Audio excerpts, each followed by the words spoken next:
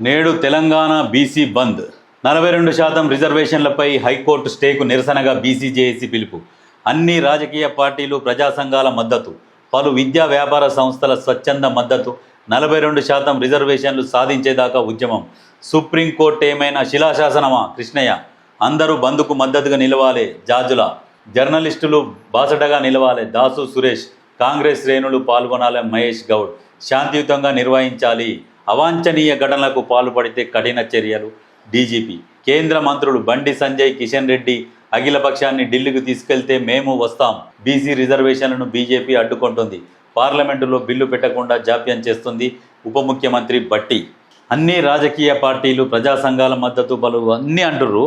వీళ్ళు ఏంటంటే ఇప్పుడు ఆర్ కృష్ణయ్య కావచ్చు, జాజుల శ్రీనివాస్ కావచ్చు, వీళ్ళు ఏం చేస్తున్నారంటే ముందే బీసీ జేఏసీ ఏర్పాటు చేసుకుని అప్పుడే చైర్మన్ ప్రకటించుకున్నారు.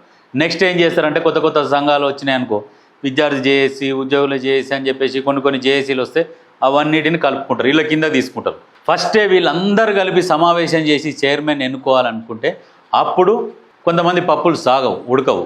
వీళ్ళు ఏం చేస్తారంటే ముందే చైర్మన్ ప్రకటించేసుకోరు, బీసీ జేఏసీ చైర్మన్. ఇట్లా కాదు, అందరినీ ఒకరోజు బహిరంగ సభ పెట్టాలి, బీసీల సభ పెట్టాలి, బహిరంగ సభ.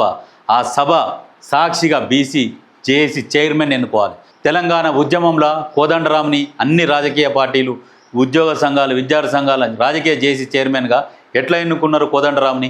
ఆ రకంగా బీసీ జేఏసీ చైర్మన్ ఎన్నుకొని ఉద్యమాన్ని కసిగా ఉవ్వెత్తున లేచేటట్టు నడిపితే బీసీ రిజర్వేషన్ సాధించుకోగలుగుతాం, కేంద్రం మెడలు వంచి. కానీ ఎక్కడికక్కడ లాభం కోసం, స్వలాభం కోసం పనిచేస్తే బీసీ ఉద్యమం కూడా నీరు గారిపోతుంది. ఇది గుర్తుపెట్టుకోరు.